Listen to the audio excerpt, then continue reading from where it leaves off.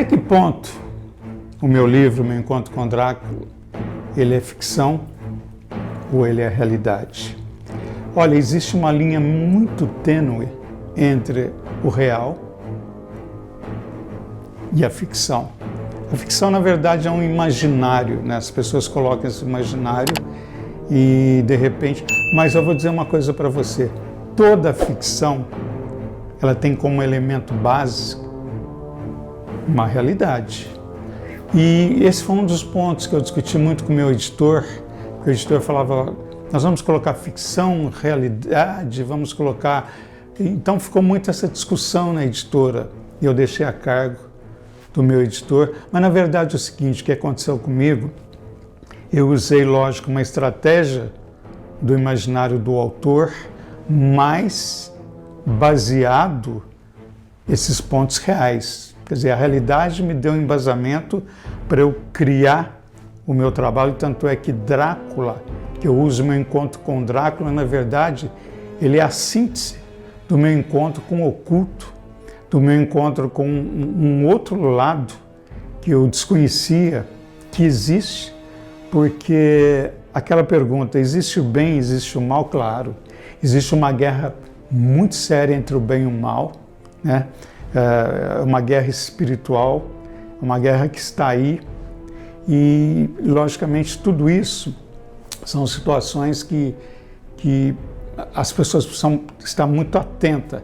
E quando eu escrevi o Meu Encontro com Drácula, que eu voltei no Brasil, que eu voltei para o Brasil, eu já voltei totalmente diferente, alguma coisa mudou em mim lá em Poconos. Poconos é uma região que fica na Pensilvânia, a gente sabe que o Drácula é da Romênia, é da Transilvânia, mas a palavra Drácula, como é que eu falei, foi para sintetizar tudo aquele caminho obscuro, aquelas situações que aconteceram, que foram fatos, e que eu precisei sintetizar isso para explicar o que teria acontecido, que foi um momento muito, muito complicado.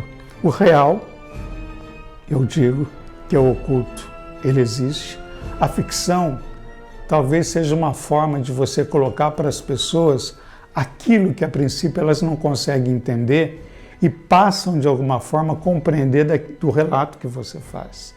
Então há uma responsabilidade. Então, por exemplo, o autor, enfim, a pessoa que passa essa informação, ela tem uma responsabilidade muito grande. Eu sabia dessa minha responsabilidade. Então eu falei, olha, eu tenho que colocar isso com muito cuidado para que as pessoas possam entender que há sim uma linha divisória e que se você atravessa, você invade esse espaço, as consequências são drásticas. As consequências são inimagináveis, mas elas acontecem. Bom, dos ensinamentos, vamos por parte. Na questão do medo. Quando você tem medo, você fica vulnerável. Quando você tem medo, você perde todas as suas forças de defesa. E um detalhe, não ataque se você não tem condições de se defender. Então a melhor maneira é ficar na retaguarda. Então o medo, ele te induz, te enfraquece e ele tira todos os elementos que pode sobrepor aquilo que te ameaça e que representa para você o perigo. Na questão do ceticismo, as pessoas são céticas, porque quando você conta uma situação, existe a dúvida, claro, o questionamento, porque quando você não adentra, não passa por um portal, dificilmente você vai entender o que existe lá. E quando alguém esteve lá, volta para contar, isso para as pessoas é impossível, porque muitas pessoas só entendem que o que é real, o que é fato é aquilo que elas enxergam, mas não. Aquilo que nós não percebemos, podemos até sentir, ele é tão forte, ele é tão verdadeiro, então é muito, muito complexo e eu lidei muito, sabe, eu tive que lidar com o ceticismo. pessoas céticas. E eu tive que buscar ajuda de pessoas que tinham entendimento para tentar me socorrer. Porque, como foi falado, eu estava num labirinto e não encontrava a saída. Na questão do satanismo, o satanismo existe. Ele está entre nós, ele está nos comerciais, ele está em alguns programas, ele está nas novelas, ele está em toda parte. Existem aquelas frases subliminares, que elas são como recado. Você pode não entender, mas o recado está sendo passado. O teu subconsciente está absorvendo, analisando.